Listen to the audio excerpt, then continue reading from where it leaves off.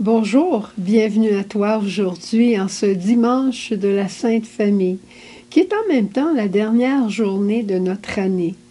Alors aujourd'hui, je vais faire exceptionnellement deux messages, un vraiment pour la Sainte Famille et un beaucoup plus court pour la fin de l'année.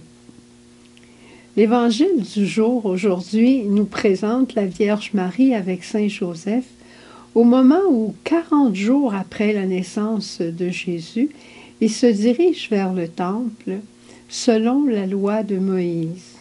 Ils le font, Marie et Joseph font ce geste dans une religieuse obéissance à la loi qui prescrit d'offrir leur premier-né.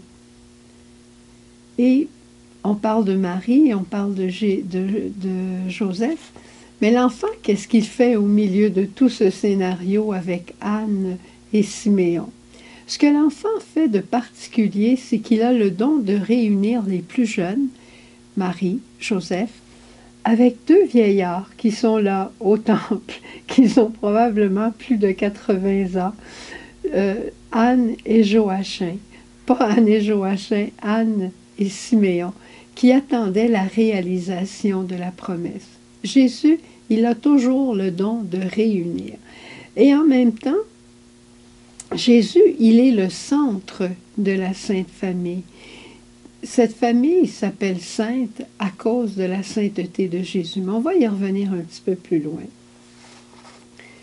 Et ces deux points sur lesquels j'aimerais revenir, c'est leur obéissance religieuse et aussi la sainteté de la famille.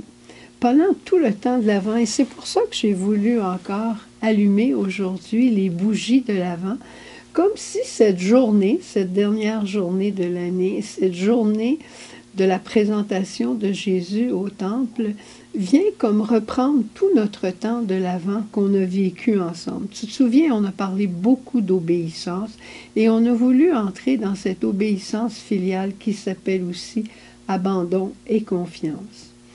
Et quand on regarde la Sainte Famille, on se dit souvent, mais qui obéit à qui? Est-ce que tout le monde obéit dans la Sainte Famille? La réponse est oui. Est-ce que tout le monde obéit à la même personne? Je dirais la réponse est oui et non à la fois. Tous les trois, Marie, Joseph et Jésus, obéissent à Dieu Père. Ça, c'est clair. Mais Dieu Père ne passe pas toujours par les mêmes instruments pour obtenir cette obéissance. Quand ça va être le temps de partir pour l'Égypte, le Seigneur va passer à travers Joseph. Et c'est Joseph qui va donner le mot d'ordre « Nous partons pour l'Égypte ». Marie et Jésus vont suivre simplement. Quand ça touche l'éducation de Jésus, Jésus enfant, eh bien c'est certain que Jésus va obéir à Marie.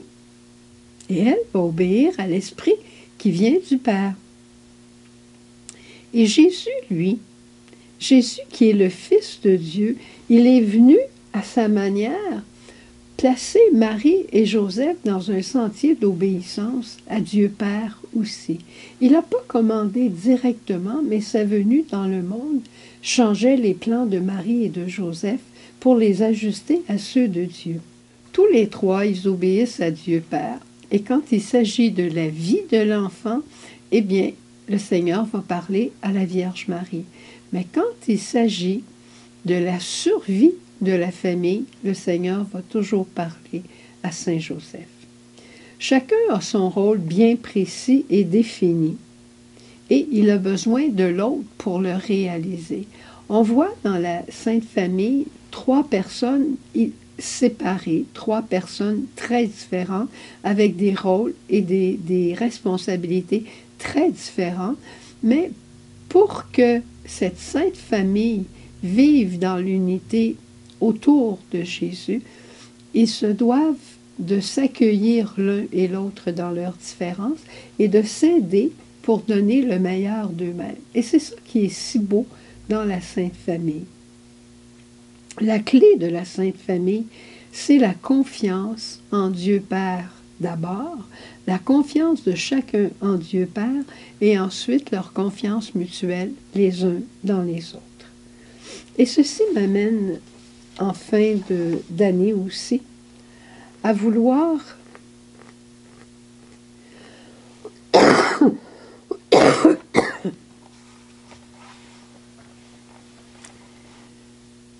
et ceci m'amène en fin d'année à vouloir prier avec toi, que nous prions ensemble pour toutes les familles du monde, à la fois les familles qui vont bien et à la fois les familles qui ont plus de difficultés.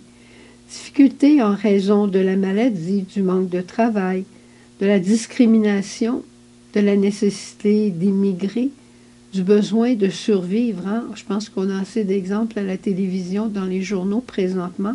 On n'a pas besoin de se poser des questions. Qu'est-ce que tu dirais si on s'arrêtait un instant et on priait pour toutes ces familles en difficulté? Parce que, qu'importe la difficulté, Dieu est au cœur de ce problème. Dieu est là et il souffre avec ceux qui souffrent. Il a compassion de ceux qui souffrent. Et avec Jésus, on va prier pour ces familles. Vierge Marie, toi qui as connu ce que voulait dire ne pas être accueilli, toi qui as souffert du froid, toi qui as souffert de ne pas pouvoir donner à ton enfant comme une maman tout ce que tu aurais voulu dès le départ. Toi, Vierge Marie, qui as connu ce qu'était d'être une immigrée, de vivre en terre étrangère avec ton époux et avec ton enfant. Je viens te présenter toutes les familles de la terre qui vivent en situation de précarité.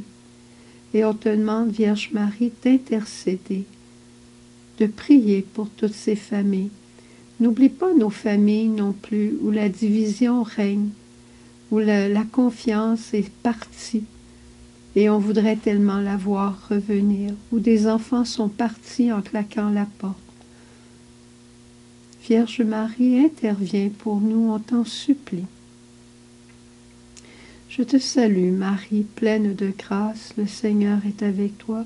Tu es bénie entre toutes les femmes, et Jésus, le fruit de tes entrailles, est béni.